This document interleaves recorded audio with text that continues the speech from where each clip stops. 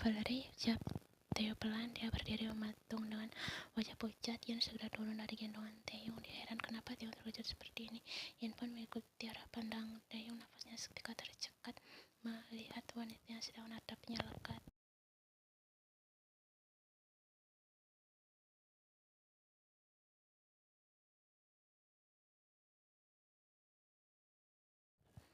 Nona Valerie, gumam Ian. Valerie berjalan dengan anggun menghampiri Theo. Ian pun segera menjauh dari mereka.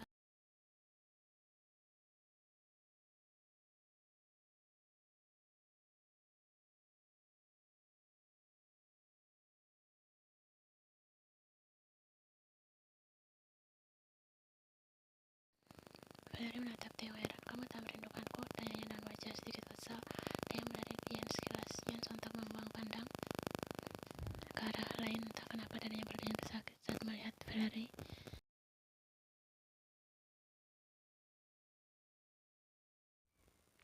Kamu tak merindukanku? Valerie bertanya lagi karena dia tak juga menjawab pertanyaannya. Ya, aku sangat merindukanmu. Theo tersenyum lantas menarik Valerie ke dalam pelukan. Hati yang semakin nyari melihatnya. Hei pembantu, aku lapar. Cepat buatkan makanan untukku. Theo teragap. Dia sedang hamil. Saya kita sarapan di luar saja ya. Kenapa kamu sekarang jadi perhatian sama dia? Valerie menatap Theo curiga. Sekarang tidak ada lagi tatapan memuji yang selalu lagi ditunjukkan pada dirinya.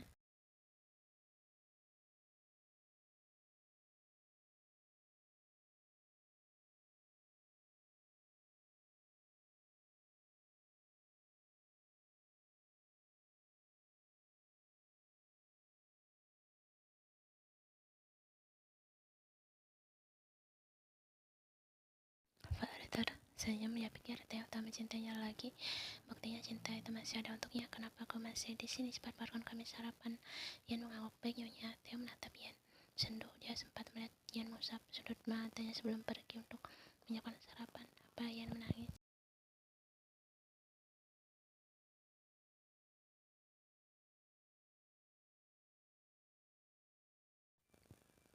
Sunu dan Janet menatap Ian heran. Selama 1 minggu ini Ian seolah berubah menjadi medusa saat menghadapi para nasabah. Apa yang terjadi dengan Ian? Apa wanita itu sedang bertengkar dengan suaminya?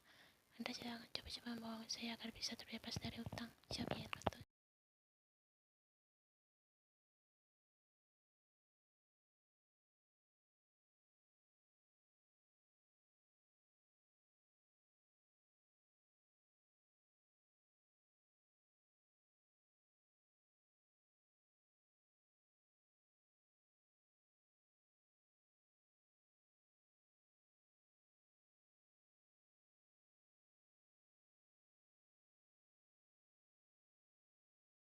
Apa yang mereka berdua lakukan sekarang? Mereka pasti sedang. Ian menggeleng cepat untuk mengusir pikiran buruk barusan.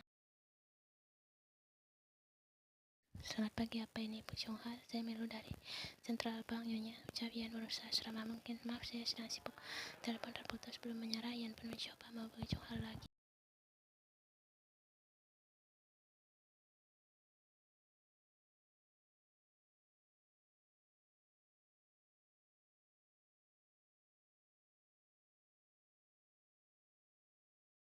Ibu jangan coba-coba berbohong sama saya. Desis Ian tajam.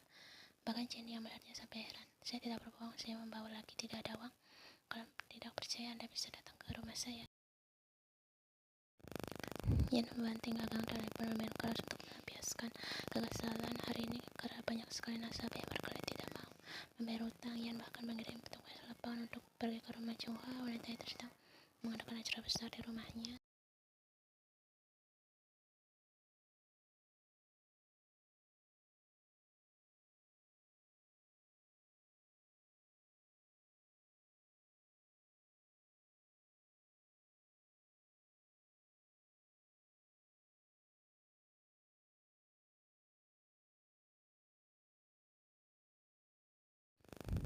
Sudahlah, lebih baik kita kembali bekerja. Sunu sambil kembali ke mejanya. Ian mengangkat bawah Chu lantas kembali bekerja. Semangat ya. Ian gawat, jadi tiba-tiba menghampiri Ian. Wajah cowok separuh itu terlihat panik. Ada apa? Ada nasabah yang mencarimu.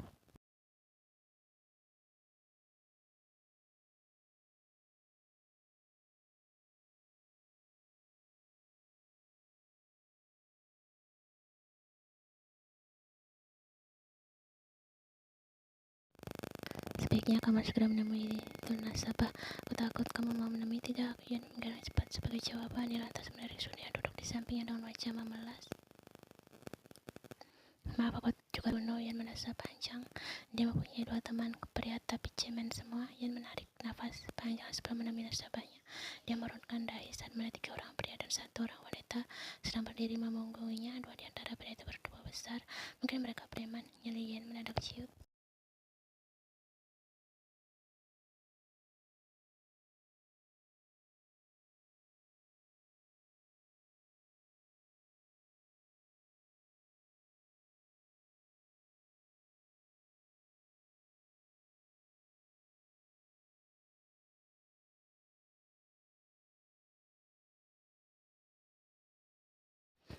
Tunggu, kenapa Anda menyalahkan saya?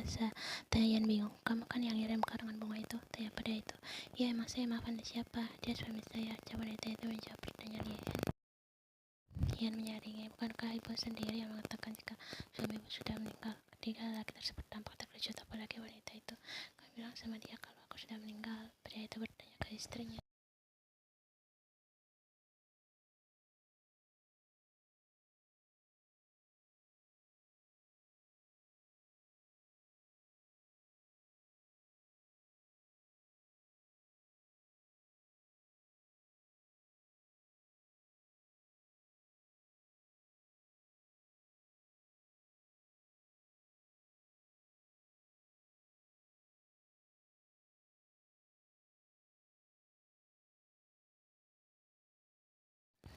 Anda lihat, ini bukan salah saya. Semua ini karena istri Anda yang mengatakan jika Anda sudah meninggal. Saya mengirim karangan bunganya sebagai bentuk balas sungkawa.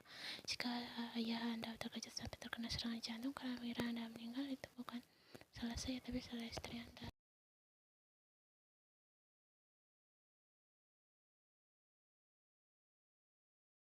Pasangan suami istri depannya hanya bisa menundukkan kepala, sementara 2 orang preman yang mereka bawa untuk bela diri hanya terdiam seperti macam mumpung. Maafkan kami, ucap keduanya kompak.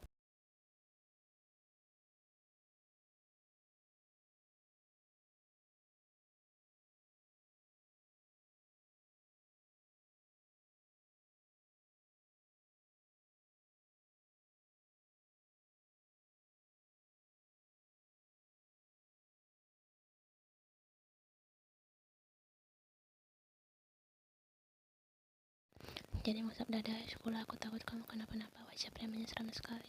Dasar payah, cibir Yan. Gak mungkin Jenny dan sudah membiarkan Yan yang sedang hamil menghadapi nasabah komplain seorang diri. Beruntung Yan bisa menghadapi mereka. Bagaimana kalau tidak, Yan tidak bisa membayangkan dia kembali ke rumah tangga bersama saja. Nah, si baik sepertinya tidak memihak Yan hari ini.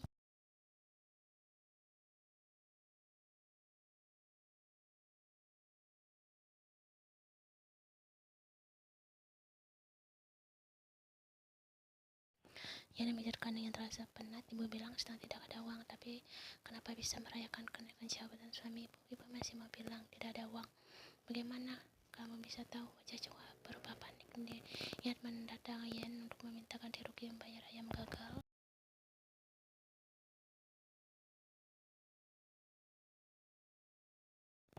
Saya telah mengirim tim lapangan untuk mengintai rumah ibu. Chua hanya bisa diam menahan malu karena sudah marah-marah tidak jelas ke Yan. Padahal sudah jelas jika dirinya yang salah.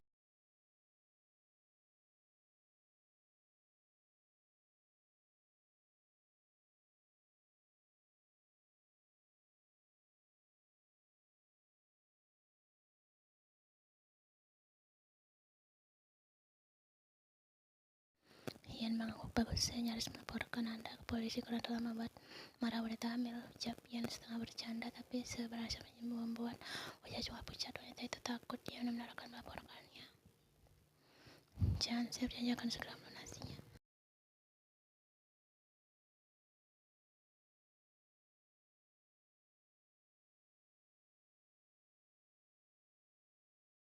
Karena sempat makan siang, Yan pun mampir ke sebuah kafe untuk membeli makanan karena perutnya lapar. Dia membeli makaron dan segelas karamel macchiato. Makanan itu memang kurang cocok jika dinikmati saat sore seperti sekarang, namun Yan sudah menginginkan makanan itu.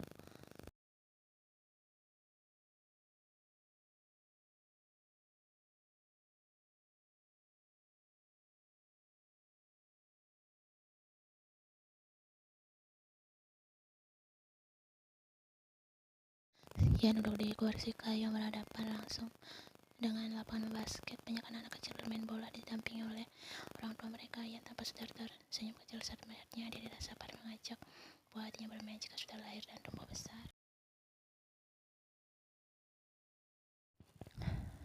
Seorang laki-laki terjatuh saat mengejar bola yang berada tak jauh dari Ian. Anak itu menangis keras. Ian tahu pun segera menolongnya.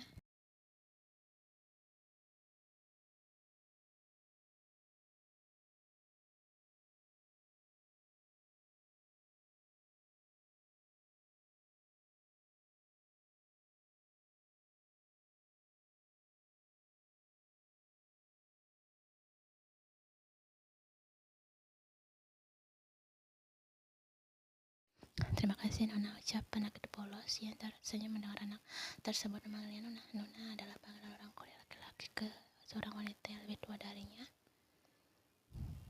Sama-sama, Ian mengusap puncak kepala anak itu dengan gemas. Sepertinya dia pernah melihat anak itu sebelumnya. Namun Ian lupa kapan dan di mana. Kamu mau ini? Ia menawarkan makaron yang dia bawa ke anak itu.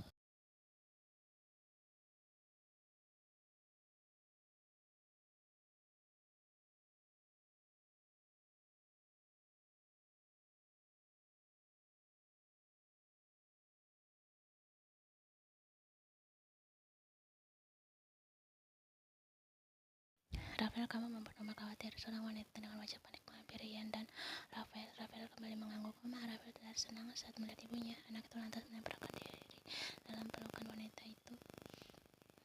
Mama kan sudah bilang jangan pergi jauh-jauh. Mama setelah mencarimu kemana-mana, Rafael. Rafael menunduk menatap wanita yang dia panggil mama itu dengan takut-takut. Maaf, ucapnya.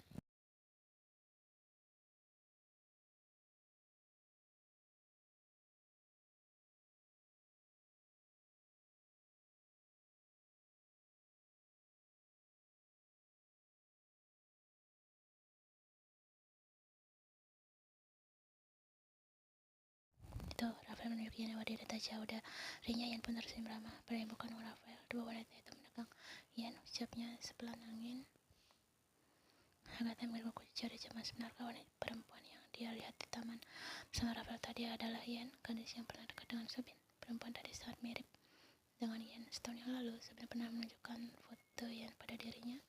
Di foto itu Ian terlihat manis dan menggemaskan, namun Ian yang baru saja dia lihat sangat berbeda.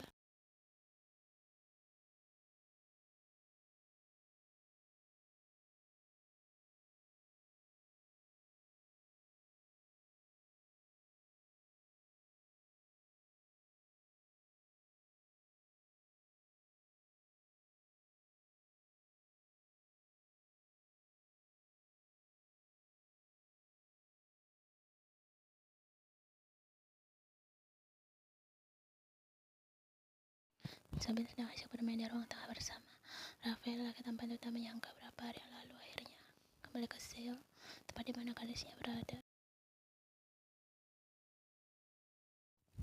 Subin menarik nafas panjang. Menurutnya udara di Busan terasa lebih segar daripada di Seoul. Apa mungkin dia berada di negara yang sama dengan gadisnya? Entahlah, Subin tidak tahu.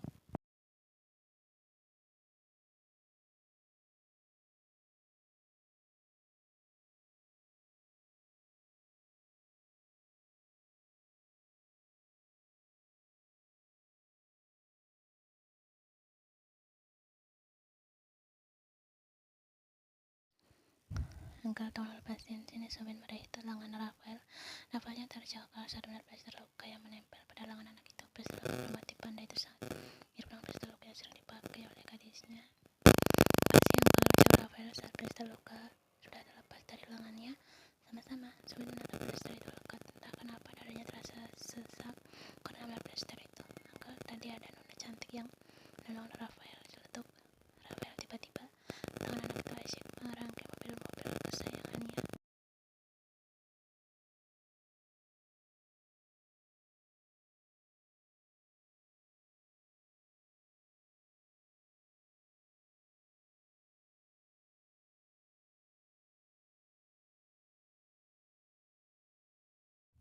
Subin mengusap puncak kepala Rafael dengan gemas. Nona cantik itu pasti sangat baik. Ya, nona cantik sangat baik. Kalau Rafael sudah besar, Rafael akan memiliki nona cantik, ucap Rafael polos. Membuat Subin tertawa keras. Kalau kamu besar, nona cantik sudah tua.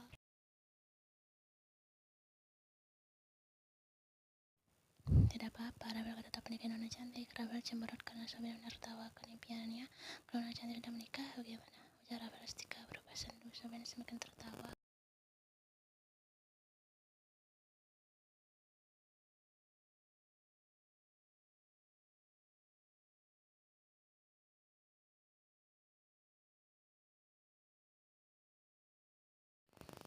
Rafael, sudah sore, ayo mandi. Sayang, teriak kata dari balik pintu ruang tengah. Ya, Oma. Rafael pun berdiri dan berlari menemui ibunya. Hati-hati jatuh, teriak Sobin karena takut Rafael sedikit ceroboh, sama seperti gadisnya. Rafael tiba-tiba berhenti, kemudian berbalik dan berlari menghampiri Sobin. Anak itu menangkap pipi Sobin, lantas menggaskan hidung kecilnya di hidung Sobin sebagai salam berpisah.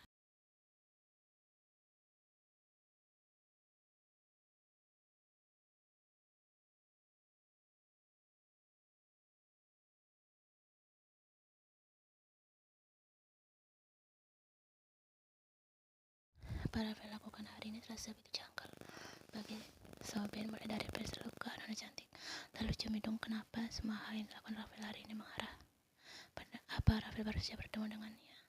Tidak mungkin, sangat luas kemungkinan Rafael bertemu dengan gadisnya saat kecil.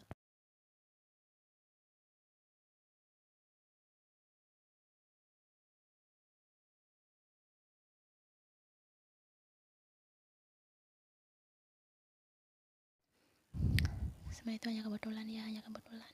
Sobin mencoba meyakinkan diri jika yang dialami Rafael hari ini hanyalah kebetulan. Agatha melepaskan diri di samping Sobin, wajah wanita berusia 30 tahunan itu tampak lelah karena menemani Rafael bermain di taman seharian.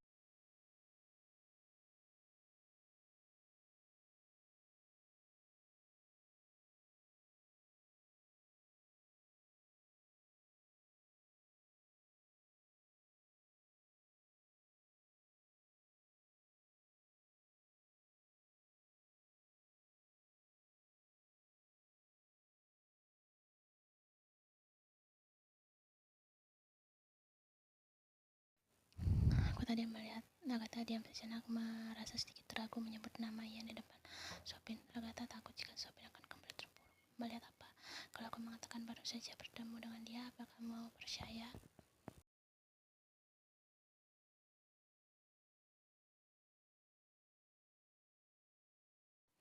Agatha menggigit pipi bagian dalam gadismu, sisinya pelan. Tubuh Sobin menegang. Jika Agatha memang bertemu dengan gadisnya, berarti apa yang dialami Rafael hari ini bukan suatu kebetulan. Rafael memang bertemu dengan Ian, gadis yang dia tinggal tanpa alasan yang jelas. Dada Sobin semakin